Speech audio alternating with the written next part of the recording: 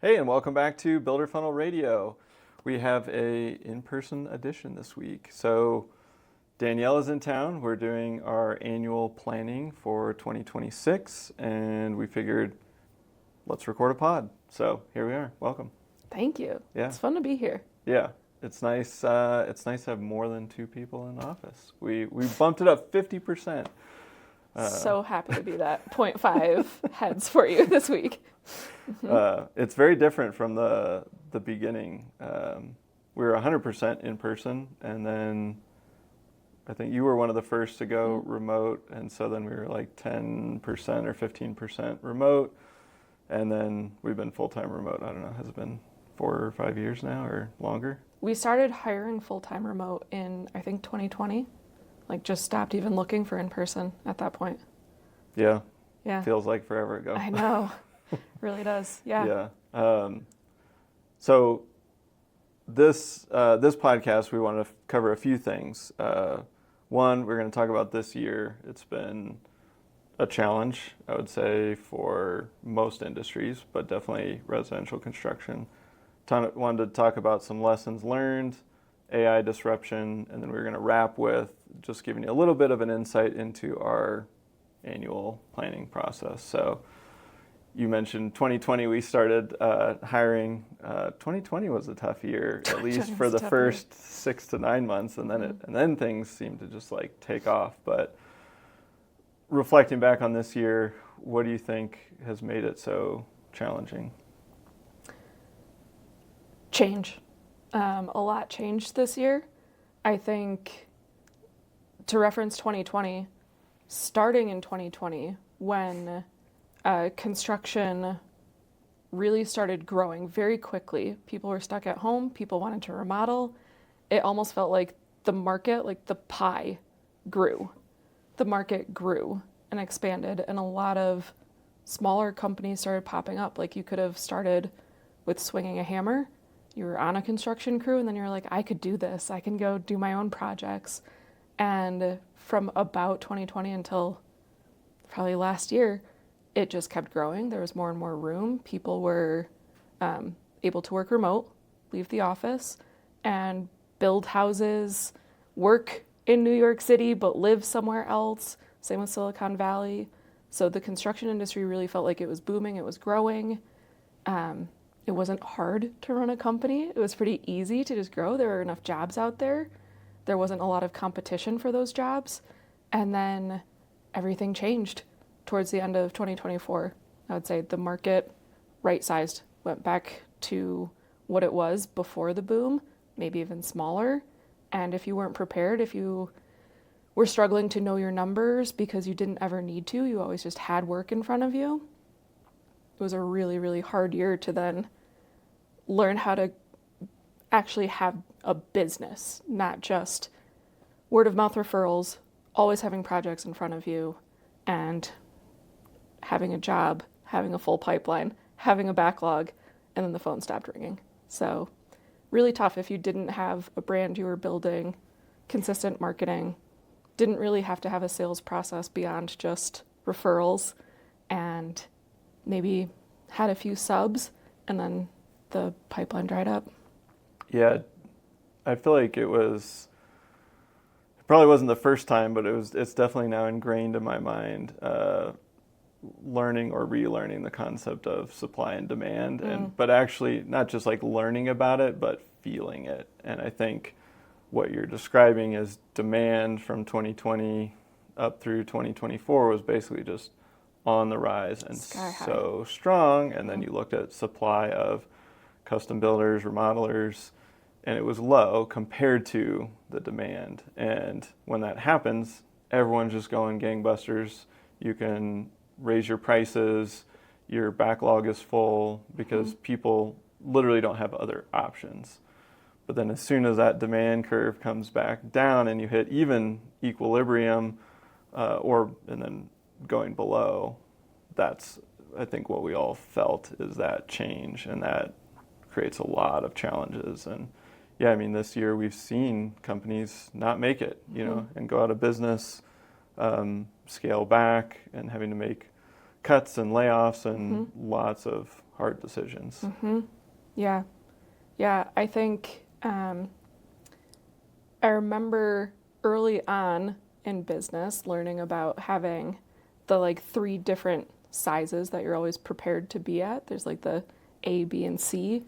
And I think we even experienced with some of our clients, a lot of them having to, over a period of like a year or so, keep doing layoffs and keep shrinking that team until you get to like the core team.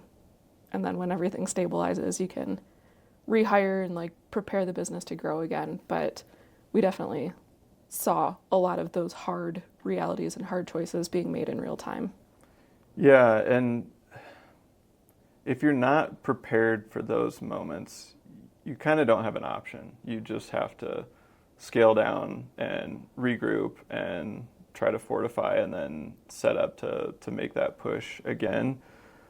But you kind of read these case studies from businesses a long time ago that they talk about many of the really big businesses. They grow through recessionary times or really tough times, or that's when they were able to capitalize and take advantage, and they keep investing during those really tough times. And because they do that, they steal the market share, and then when things go up again, they just ride it way, way up.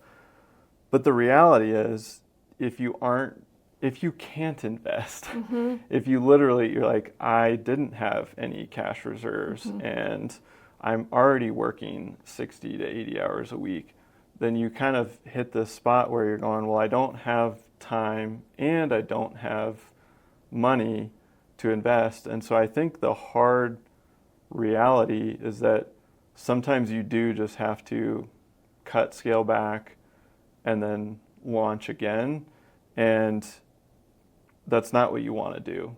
But if you want to survive, I think we just saw people that had to do that. And so one of the things that I've reflected on this year is, if you were in that spot, how can you set yourself up so that next time you do have some cash in the bank and you can just continue to charge hard? Because every time we've seen a little dip and we just go, okay, it's hard, just keep charging hard, then you kind of it's buy the dip. But the funny, I'm glad you said that, because that's what you're doing in your own business, is you're buying the dip, and you really zoom out of it. Like last year was our biggest growth year ever, and I think because we've just been able to stay steady and consistent in buying the dip. Yeah, I'm going to use that all the time. That's a good one. Buy the dip. Yeah. Yeah. So what other reflections or lessons are standing out to you from 2025? Yeah. I thank you for mentioning, like, last year, huge growth year at Builder Funnel. We hired a lot. We grew a lot. We promoted a lot. We hired early towards the end of the year. We had all these really big growth goals. And similar to the rest of the market, because if our clients are suffering, we're a direct line to that. If they, say, hey, we have to reinvest what we were spending with you elsewhere, then of course we feel that too.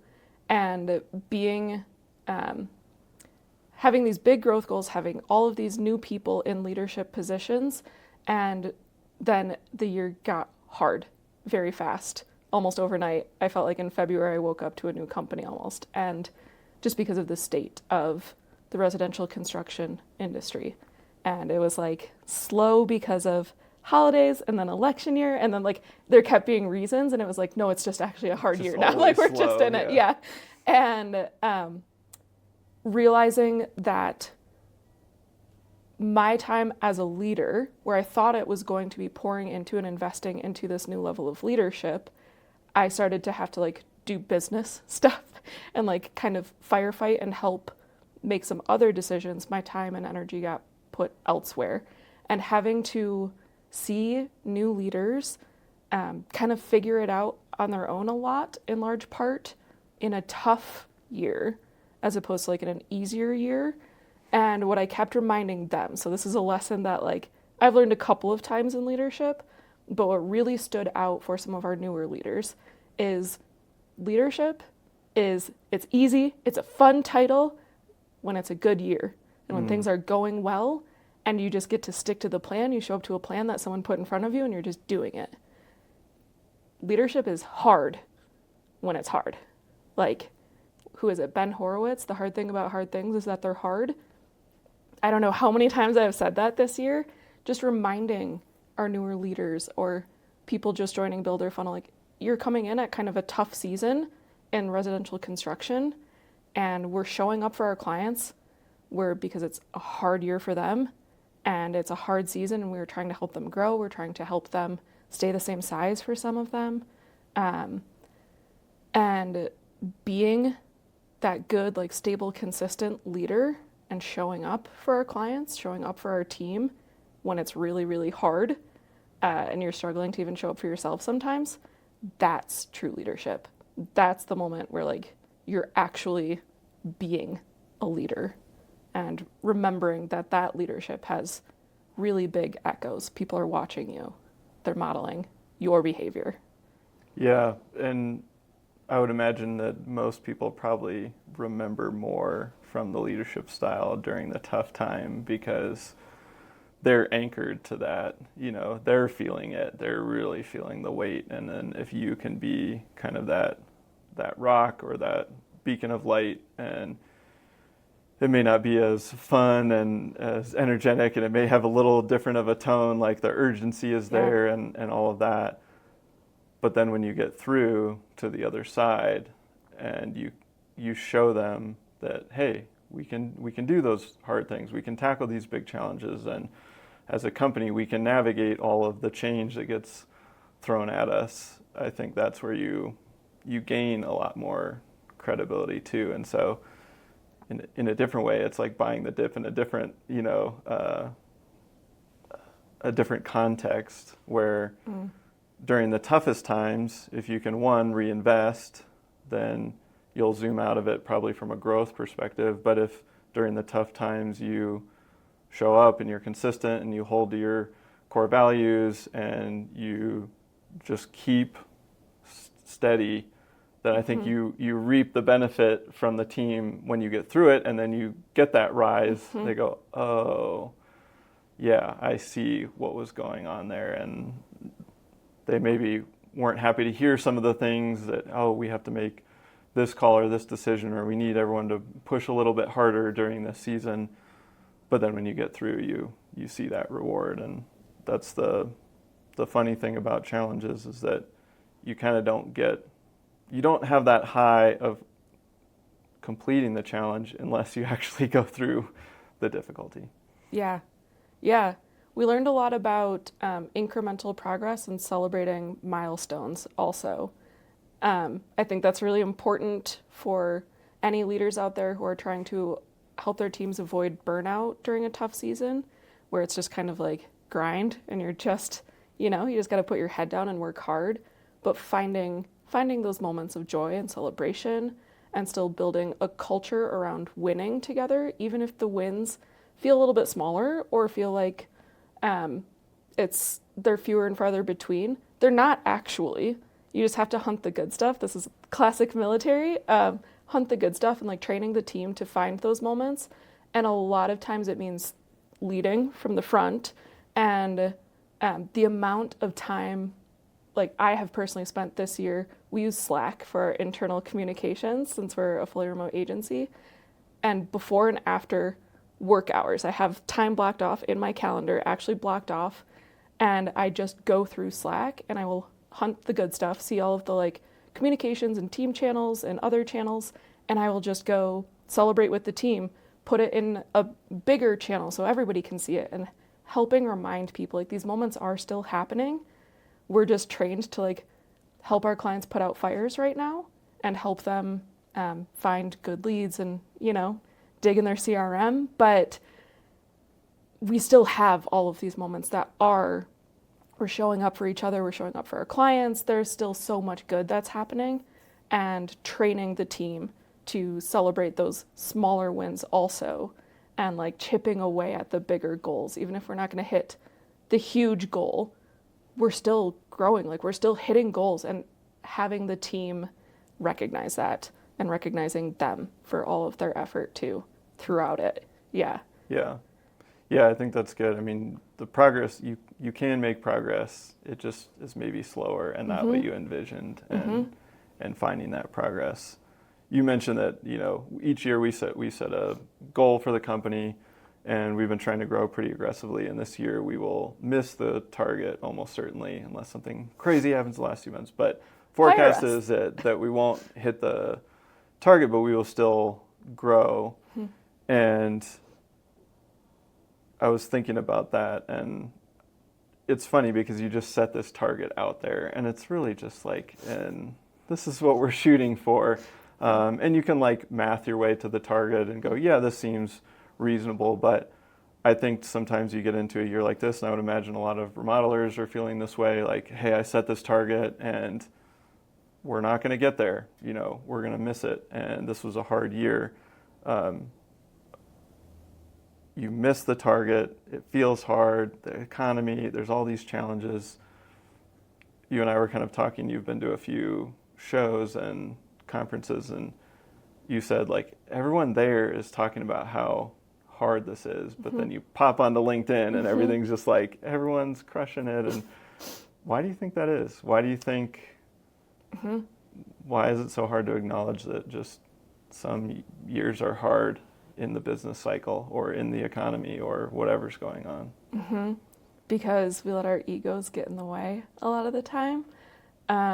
We have a lot of ego associated with, just like you said, it's just a number that we wrote on a whiteboard 15 months ago, and we didn't know anything about AI disruption, tariffs, like before anything happened. And we were like, that's what we're going to hit. And great algorithm. We mathed our way there. It was all written out. And I was like, we can do this. And then all of a sudden when you can't, or not, you can't, you're not. And it's, it's like, is it me? Can I brute force my way into this? We were talking about that earlier this morning. It's really hard when you have to let go, and it's not just you can like fix everything all of the time anymore. And I think it's easy to like find other distractions and say, well, what if we try this? What if we try this? What if we try this? And then it gets even harder because then your focus gets so fragmented, and then it's hard to lead from the front because you're trying to lead so many initiatives, but it's because you're just trying to get to this goal that we just kind of invented for ourselves. And when you can like take a step back and recognize like, dang, this is actually really impressive that we are still hiring and growing, and still at the end of this year, one of the hardest years that I have been in the industry, still going to grow out of it. Yeah, I think you're right. I think it is, ego is probably a big part of it. You always online you see a lot of the just like signaling and hey, everything's so great. But I find it pretty interesting that once you get in a room with people and you're like, hey, we're all in this industry working together, and everyone's just like, it's really hard out there right now, like it's rough. And I think hopefully that's what we can do more of, is just talk about that stuff online and share the challenges. And sometimes it's just hard, like you can't control every variable. And so you're always going to have external forces like pushing against your business, trying to like impede your progress. And I think it's more productive if we can focus on like acknowledging that those things are there, and then saying, like you said, it's not like you can't hit your target or you can't grow because of these, but you might have to look at it and go, this is harder than we thought it was going to be because we didn't actually see these 2 or 3 things coming. And how could we, right? It doesn't matter if you could, see it or not. You didn't. And so here they are. What are we going to do? Are we going to go around? Are we going to go through? Are we going to dig a tunnel under? And just acknowledging that you're going to have to shift course. That arbitrary number you threw out there may or may not be possible. And if it is possible, you're just going to have to change your plan and kind of adapt and probably just execute even harder. And yeah, I think just acknowledging that. And, when you look at the stats, most businesses don't make it to 10 years. Most don't even make it to $1 million in sales. And so you see those stats, and then you look at a year like this where you're like, oh yeah, because look at all these things that just happened, and everyone has to try to navigate these, and we didn't anticipate them. And so, yeah, I think if you just look at it and acknowledge it and then say, cool, what are we going to do differently? Then we'll come up with more productive discussions and solutions, and how do we move forward despite these external forces?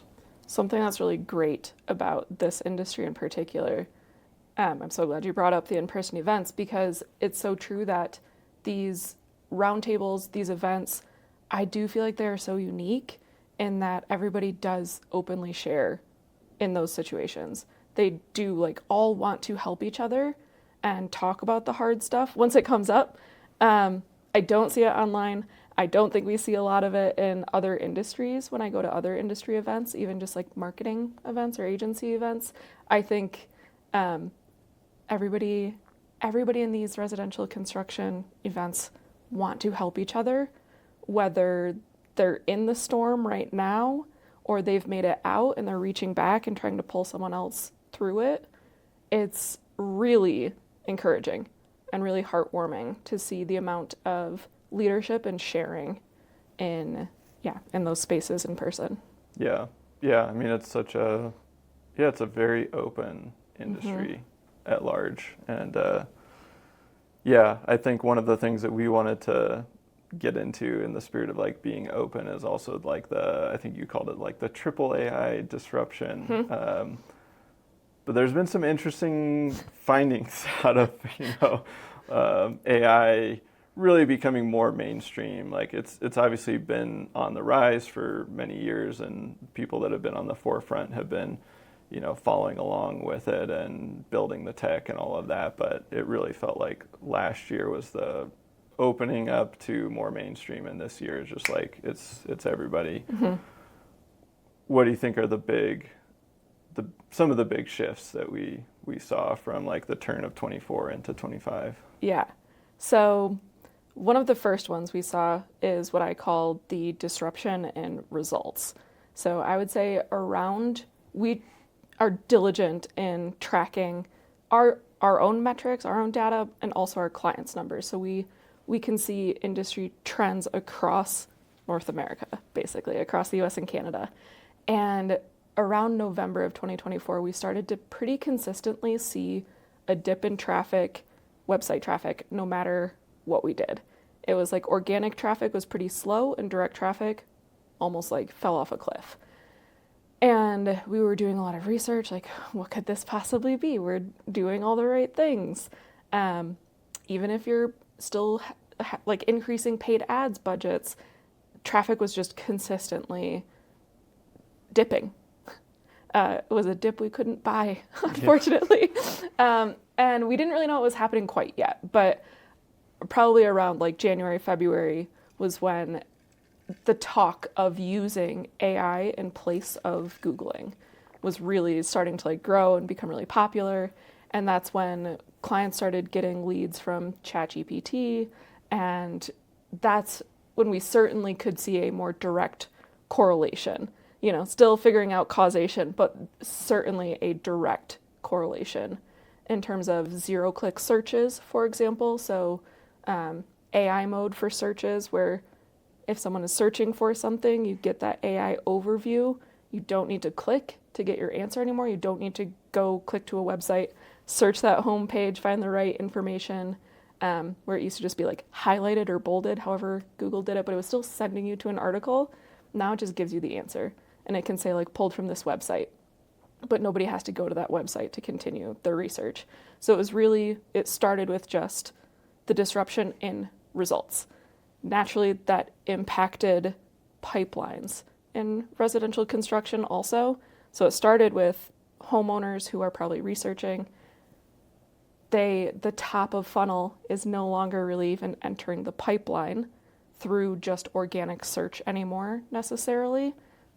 A lot are. I'm not doomsdaying this, but we're starting to see that trend of people moving to the zero-click searches or coming in through ChatGPT in other ways.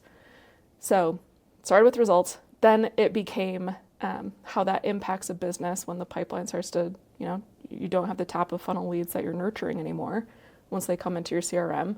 So deals were starting to dry up, and clients were asking us, for example, well, can't you do more faster for less, because you should be using AI? So wanting to have more marketing deliverables to help them recapture this like dipping traffic for the same price and faster, basically. So we had to make a lot of changes at Builder Funnel to our services in order to better serve our clients and meet that demand. And then the third, of course, is like adopting the usage of AI and what that looks like.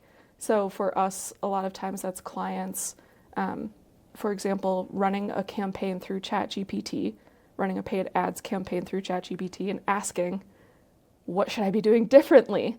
And the challenge with ChatGPT is it doesn't have its own brain. So it is also just going to take your query the way you ask it, go find answers and bring them to you, but it has no context. It doesn't know anything about your business, the campaign you're running, the types of leads you're trying to get.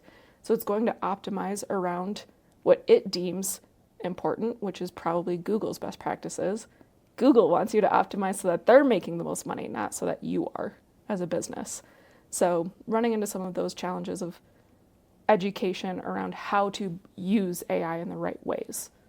Yeah, that one's interesting, because we were talking with prompts, it will basically try to give you what you're asking for, because that's how it's designed. And so if you say, hey, go analyze this Google campaign that my agency built and tell me everything that's wrong with it, it's like, it's going to just tell you everything that's wrong with it. But to your point, it's missing the context. And so it might analyze what's wrong from certain parameters that it deems right or wrong. And so it might be, well, you probably want the lowest cost per click. And so if it just uses that, it's going to go and say, well, you could get lower cost per click here and here and here and here, whereas you probably want the best customers to come through. And that actually might be higher cost per click, and it might even be higher cost per lead. And so it's trying to optimize for this metric that's way over here, and you want it optimized around revenue and gross margin in your pocket. And so it'll just spit back a bunch of stuff. And so you do have to be careful around how you're prompting, what you're asking for. Just like you could say, tell me all the good stuff about how this campaign is optimized, and it'll just tell you all a bunch. But again, good by what standard? And so, it's missing a lot of context, and we've seen hallucinations from ChatGPT. It's just like, it'll just tell you what you want, to hear. And so, it's been, I think we're going to be going through that learning curve for a while, but you start seeing just lots of one-off oddball situations just because people are experimenting with the tool and they're like, hey, what can this do? What does it know? Anything else on that or coming to mind? So much. I will say one of my favorite uses for AI and ChatGPT is, this is still like a newer concept, I think, right now, but I call it paired programming, that's like a coding and engineering term, where it's two engineers will be working to figure out a solution to the same problem. And that's kind of how I've been thinking of ChatGPT lately for myself, is that's my paired programmer. I can talk to it and I give it so much context. I can talk for like 10 minutes and it's listening to me, and then it can go do deep research and come back with some fresh ideas or poke holes in what I'm trying to do. Or I can say like, hey, for example, a way that I just used it recently at Builder Funnel, I ran one of our more recent QBRs, a quarterly business review, the slide deck, and I said, like, how would you improve this? How would you make this simpler and better? And it gave me so many great ideas that I just, once you've been doing something a certain way for a while, it's a little bit easier because you have like economies of scale, so you just keep doing it that way. And I was recognizing that we need to tighten up our communication and present a little bit better, present a little differently, especially in the season right now. And it was so helpful to get that other brainstorming perspective and have some fresh ideas, because it can pull ideas from other businesses that run QBRs. And, if you're giving it enough context and if you're asking specific directives, like one question at a time, it's great at that. And it was really fun to be able to see some fresh ideas and implement those. Yeah, it's interesting. I like maybe it's the same context, different phrase. I use thought partner, where you're kind of, but yeah, it's really powerful. You can go down a path, and then if you get stuck, or you're just like, hey, I feel like I need some other angles or perspectives, and then you can have it come in, evaluate what you're doing, and give you some new stuff, and then you can kind of take that and go, okay, now I can build on that, and then you can kind of just keep recycling through. I mean, you might be looking at your production process and just saying, gosh, like, I'd love to improve our gross margin right now. I think we can just be more efficient in the way we're getting stuff done. And so you might have gotten something 50% of the way there and thinking, okay, I think if we made this move here and we had adjusted and had this person go first, but then you might throw that into ChatGPT, like you said, talk to it for 10 minutes. Here's what I'm thinking, and then, hey, what am I missing? Do you see any other ways for improvement? And then get that feedback and then cycle it back through. So yeah, I think that's a good tip. I wanted to jump back to the 0 clicks and kind of that for a second, because I think it is interesting. I always try to like zoom back out and go, okay, who's my customer? Okay, it's a homeowner. They want to redo their kitchen. They're saving up. They might have just bought the house, so they just put in a big down payment, but they really want to redo the kitchen, but they're like maybe not in a spot yet, so they're going to save up.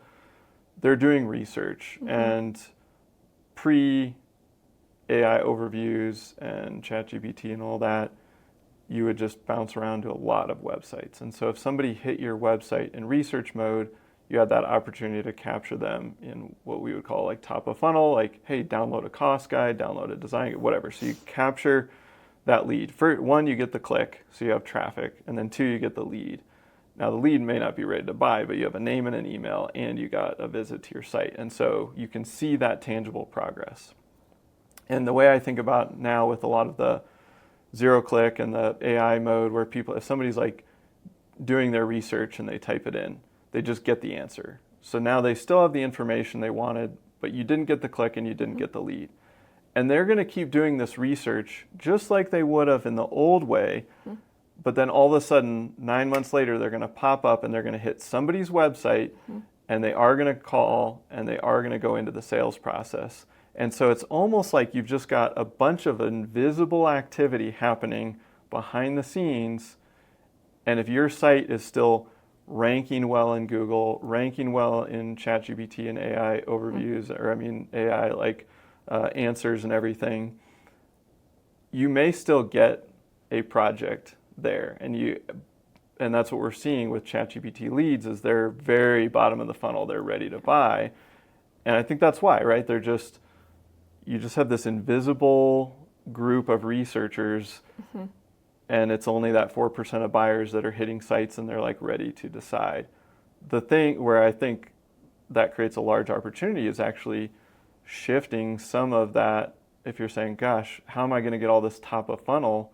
Like, you can get that on social media, and like shifting your ad budget, some of it, to Meta, and capturing people through guides or quizzes or different lead magnets that you can come up with. But that is a different way where they're on Google, they're in AI mode, they're searching, they're not going to any sites, but they're still browsing social media. And so if you interrupt them at the right time, you catch them with something that looks cool, and they're like, I am researching for this, I'm not ready to buy today, you can still capture that lead and put them into your nurture sequence. So I think that's just like one example of, hey, you're going to get thrown stuff in your business that happens, and you just have to learn how to pivot and adapt and adjust to that change.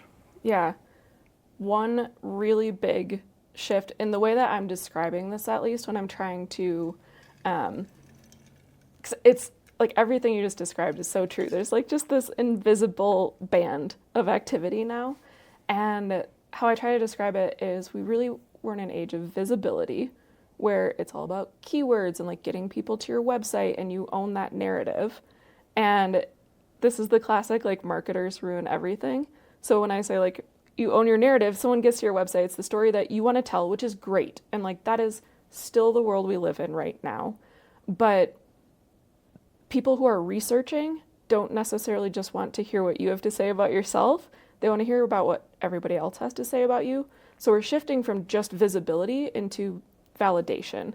And that's like everything you just said. Social media, it's these like forums and communities and other people saying things about you. And that's where we're starting to see like the difference in the AI algorithms. These are unpublished. It's not like how Google has published all of their algorithm updates and they're like, oh, Hummingbird, go change all of this, marketers. And we do, right? It's not like that. We don't have a published algorithm that we are trying to meet. We're still learning it as like AI is learning it. But there is a huge correlation with other mentions, like brand validation. So whether that's other companies, so it's like winning the NARI awards, for example, is a huge validation factor. That's other people mentioning your brand. You are now associated with being an award-winning company in front of other people, and you didn't have to say it about yourself. So it's the difference between the visibility and the validation. And your website, you should still own all of that content and make sure that you are highly visible in all the right ways. Follow SEO best practices. And then there's now also learning how to validate your brand. And the point is that marketers can't really ruin it anymore. It's that somebody else has to go say something about you, but your brand has to be so good that the market demands people are saying things about you in ways that you want to be associated with. And I think that's how AI is going to like make this shift in those results also. Yeah.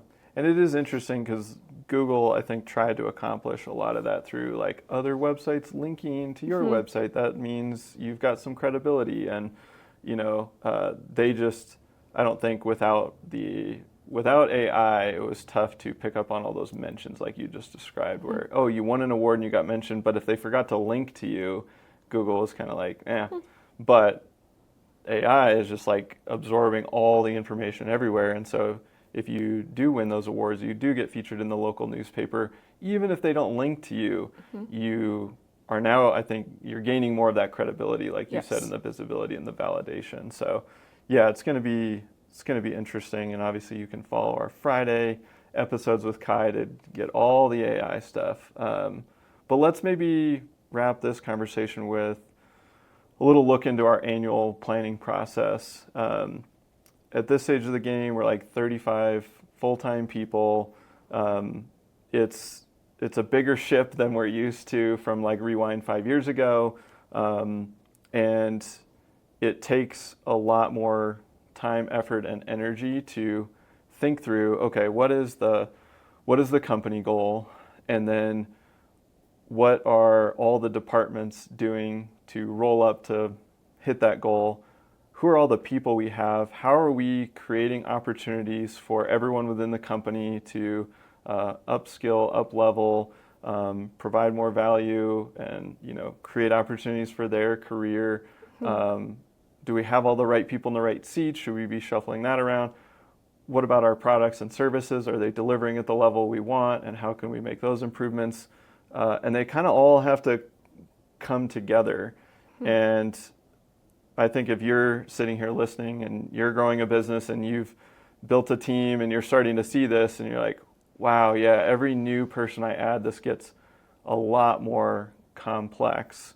Hopefully what we'll kind of dive into is will help you in your annual planning process, because I feel like each year we do it, we get a little bit better, and we never do it perfect. But yeah, I guess where do you want to start with annual planning? And and here we are, middle of October, recording this. So you can tell we've already begun, and we're way deep into it. It starts earlier, that's one thing. But yeah, where do you want to kick it off?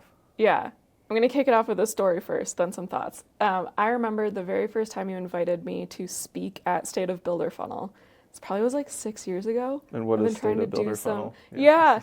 And I would have been, maybe I was like the director of inbound marketing at that point. So a while ago. And I remember there were probably like 12 faces on Zoom, which that's still big if you think about it. That's 12 families. And I remember feeling like the importance of nailing it. And I told this story about, which I think it's from, I'm going to forget now.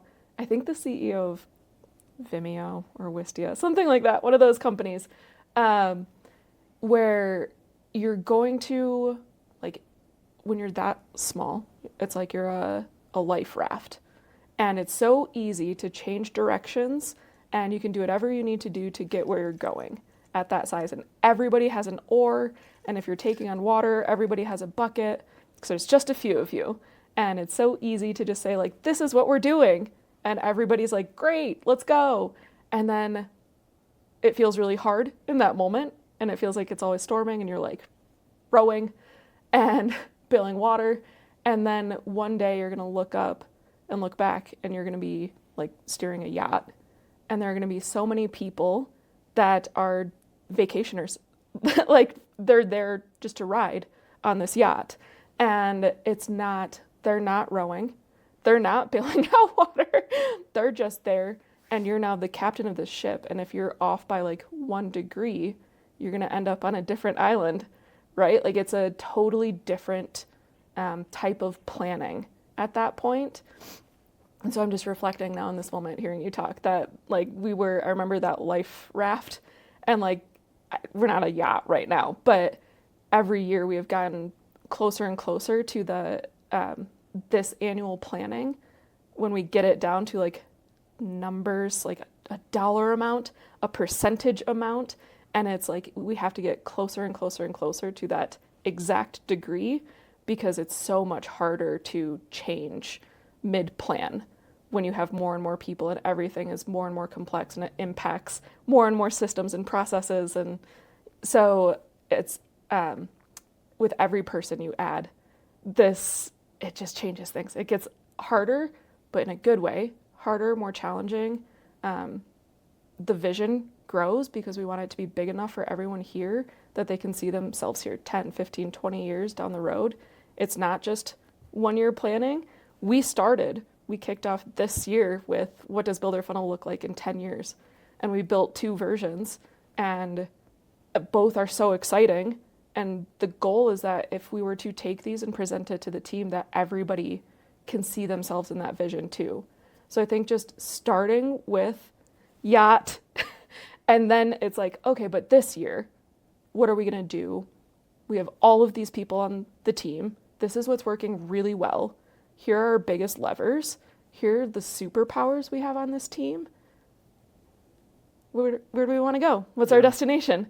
And like, plugging that into the GPS, and then building everything from that the destination back. Yeah. We were talking a little bit too this morning on the drive over, just that when you're small as a business owner or a top leader in a smaller organization, if a challenge hits, you can kind of just like brute force your way through it and just do it. Whereas like the more people and infrastructure you build, one person can't do that all. And so you have to work through other people, and that's a huge shift, trying to, I mean, I had that kind of hit me in the middle of this year where we just like had something where it was like, we need to fix this now. And I was just thinking about it. I was like, well, I can't just like stay up all night for 4 nights like I used to and just like, oh, it's fixed, we did it, And so you have to be more strategic. You have to think through, like you said, every decision impacts lots more than just you or one department or that sort of thing. So let's maybe zoom a little bit into the weeds, because I would imagine for people listening, they might pick out the number, the goal. Hey, we're chasing this revenue, we're chasing these types of projects, whatever the big goal for the company is. But how do you kind of go from there to what are we doing every week, though, to actually get there? Because I think that's easy to do. I used to do that when I was a lot younger. I would just like write down, here's my like 10 goals for the year. That frankly is the easy part, and then I would just throw it in a drawer and I'd never look at it again. But it's like, what are you doing week to week to actually get there? Yeah.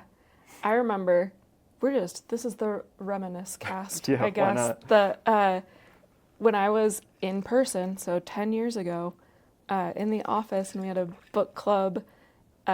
We still have a book club, but we had a couple going, and one of them, we were reading Compound Effect, maybe, or Slight Edge, one of those two. Same book, basically. Basically the same book, same concept, where, like, what can you just consistently chip away at, where if you do this one thing, it's going to have a huge compound effect. And so that's kind of the mentality a little bit that we've adapted. We use the 4 disciplines of execution for goal setting at Builder Funnel. So we have the wildly important goal for the year. There's the yacht, that destination, the 10, 20 years, that's the BHAG, the big, hairy, audacious goal. And then what do we need to do this year that is in service of that, essentially? So first, zoom out 10, 20 years. What does Builder Funnel look like? What does your company look like? And then this year, what big moves do you need to make in order to make progress towards that? So it's so important to start really big first, because if you're just thinking about 1 year at a time, then you don't know where you're going to end up, really. So making sure that your 1x is in service of the 10x goal, basically.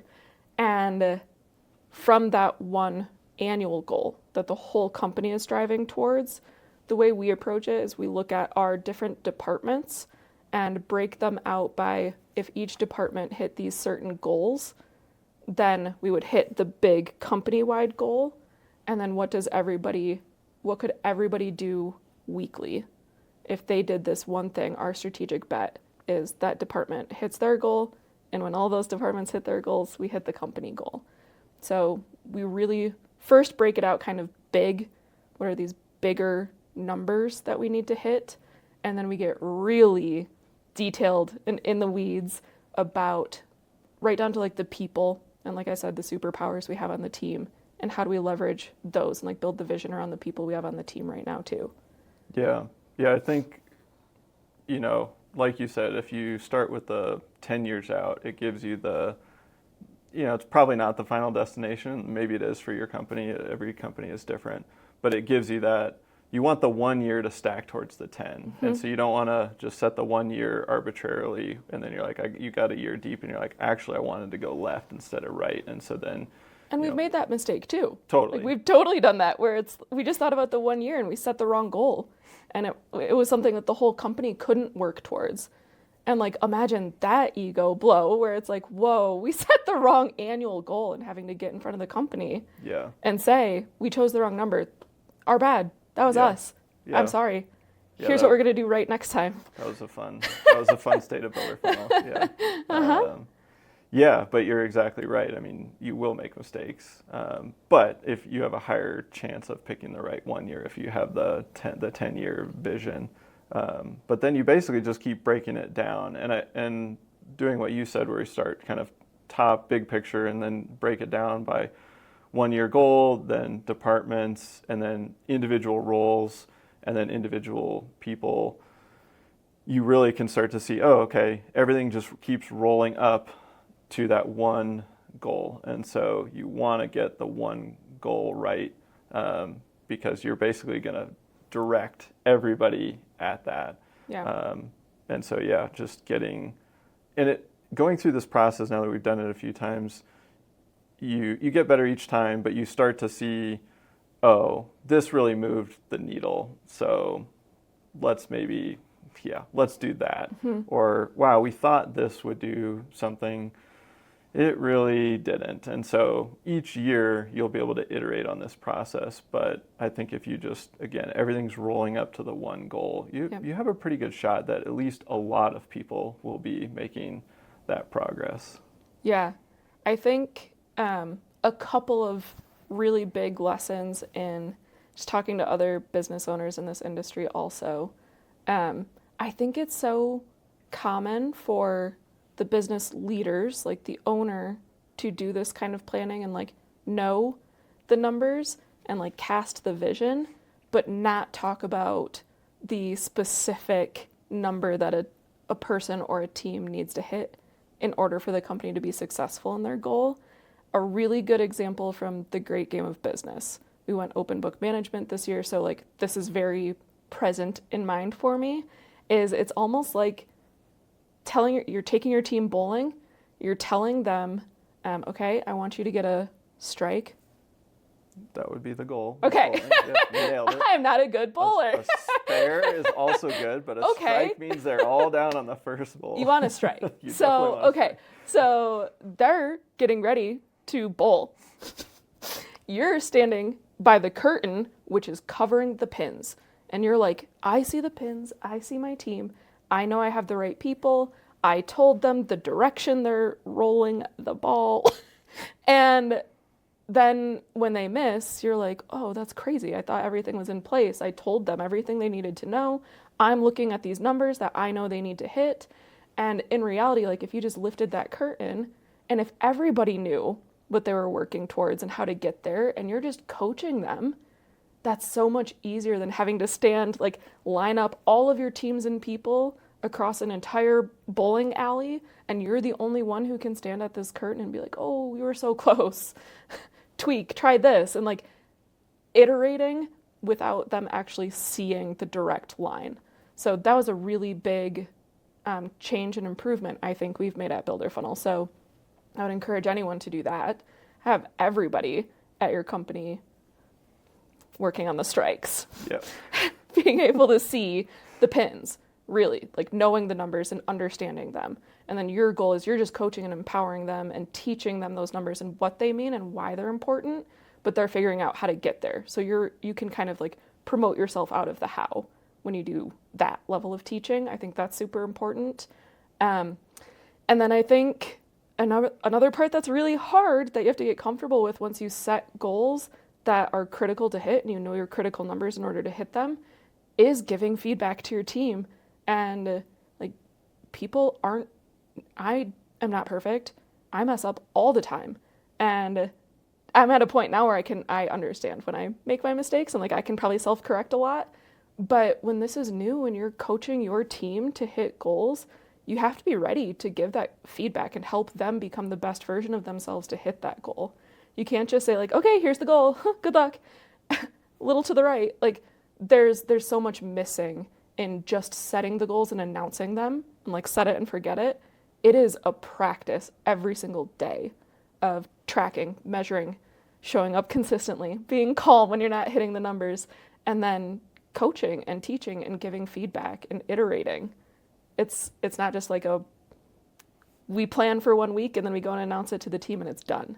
Yeah. That's like the tip of the iceberg. Yeah. Yeah. It's just the start. I know it's hard to imagine Builder Funnel pre-daily metrics and having like everyone understanding their numbers. And I was just thinking, if you're a remodeler listening, custom builder, you like maybe you're working on gross margin and efficiency or something, and you might have, a project manager where that might be their critical number and their daily metric, and it's per project. And it's like, hey, we need to hit this, and the things that they can control are all of the, the timelines and the, the subs and the ordering of the materials and making sure you're not misordering and having to reorder. All of those things that can happen that just like eat away at your gross margin. But hey, we need to hit this revenue and this gross margin to make sure we're X profit at the end of the year.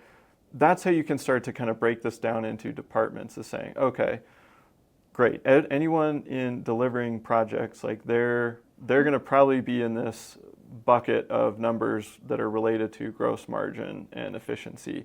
Whereas, other people that are in the sales and marketing bucket are going to be tracking more like volume of leads and conversion rates and, speed of following up and number of times of following up and what's our sales process look like. And those are going to be different numbers.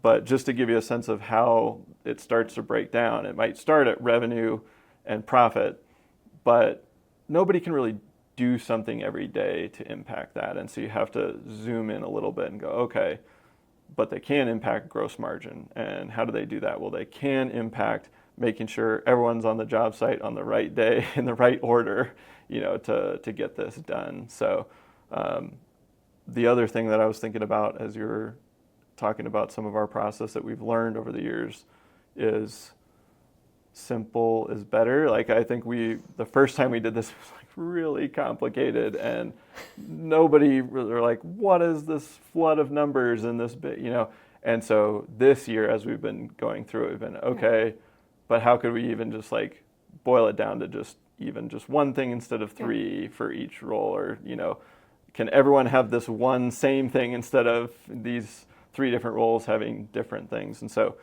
simplifying has been a big takeaway for me this year, reflecting on the last couple of times that we've done this. Yes. I am remembering the very first time that I think we did this.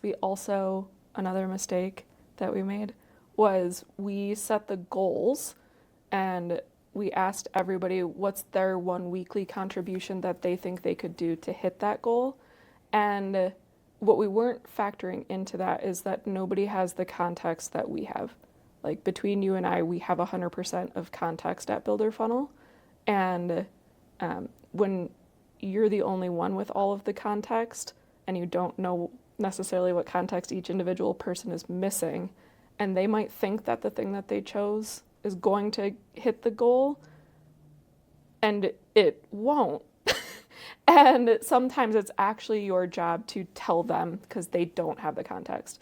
This is my strategic bet. Let's start with mine. Let's see. And if it doesn't work, great. We'll sit down on one of our one-on-ones or like a quarterly skip level meeting and try and understand, is this chipping away? Are we seeing progress? Are we moving towards this department-wide goal? Do you think you're going to hit this by the end of the year if you keep doing this every week? Should we change it? And it is fine to change, because that's the point, is you're setting this strategic bet that you think is right. You can remove your ego from it. Again, there's an underlying theme here. And if you were wrong, then change the thing that you're doing to hit that goal. What's important is hitting the goal. And as long as you work with your team to provide the context that they need, and they trust you to set the right starting point, and then you're working together to get to that goal. And big mistake on our part to just be like, oh, you tell us. And now it's very much like, we'll tell you where it should start, and let's go from there. And I think you can learn from our mistakes, start there. Yeah, start by just driving the process to begin with. Yeah. Have the full structure outlined, get started, and then make changes as you need to with your team. We covered a lot of ground today. If you were to leave everyone with, one or two things that are super top of mind, or as you're heading into 2026, things that you want to remember from this year or implement, or put a final stamp on. Okay. The biggest one, it's just top of mind right now because of recency bias, I think. We've had a lot of moments where I'm helping to coach this next level of leadership, as I was describing like 2 hours ago. And I think a really, really, really big lesson that I see every single day is that your leadership echoes in ways that you're probably not even paying attention to in the moment. You have no concept of it, and then you start seeing it elsewhere. So just being very cognizant of how you're showing up, and making sure as you're coaching others, reminding them also that leadership has echoes, and everyone hears those echoes. I think Layla Hormozy calls it seen under a microscope, heard through a megaphone. And it is very true. People see how you show up, and people will emulate leadership behavior. And if it's not good behavior, you're going to see it everywhere. It has echoes. And if it is good behavior, reward it. Make sure that positive reinforcement loop is super quick. When I see something I like, that person knows instantly. If it's in a meeting, I'm nodding, I'm smiling. It doesn't have to be some big grand gesture or reward or celebration. People just need that feedback loop of validation for showing up the right way. Because another Layla Hormozy quote, consistency beats intensity. And if you are just consistent, and you are teaching consistency, and you are rewarding that consistency consistently, people can show up and do that one thing a week to hit their goal, so that the department hits their goal, so that the company can hit their goal, so we can hit the big, hairy, audacious goal in 10 to 20 years. What about you? That's good. I I've just been thinking about I've been very much in the mindset of just one foot in front of the other on the kind of the consistency theme. I think when things are challenging, when it's a tough year, when you're watching other businesses not make it, having to scale back, um, we're dealing with our own challenges. Every business is all the time. I think it's just been helpful to just say, what can I do today to move this forward, and just do that and focus on that kind of that short-term execution. And I tend to be more of a big picture thinker and visionary, and so I can kind of like bounce out to the excitement of the future, and then I just try to like bring myself back into the moment and just control what you can control today. And so, yeah, I think if you're looking at 2026 and you're like, 2025 kind of sucked, really would like 2026 to be better, like just start now, start in Q4, and doing the things that you can do today, and being pretty aggressive about it. If you kind of figure out, I had this little sticky note that I had jotted down like 5 things, and I was like, if I can do these 5 things by the end of the year, and this was like at the midpoint, I don't know, July or something, like we're going to be in great shape. And so it's probably not that many moves that you really need to focus on. And so just that's how you can break it down to what can I do today. It's just like, okay, there's these 3 things. And if I fix these 3 things in my business right now, it'll just unlock everything else. And just do that. Yeah. So thanks for, hopping on the pod today. We're gonna jump back into planning, but thanks for sharing your take on 2025, and hopefully if you're listening to this, you got more of a operational feel and kind of an inside look. I tend to be the big picture thinker, and you need that, and you need the execution, and Danielle is a master at that. So thank you. Yeah, thanks for having me. Beware the ego, remember the echo, stay excited. There you go. All right, we'll see you guys next time here on Builder Funnel Radio.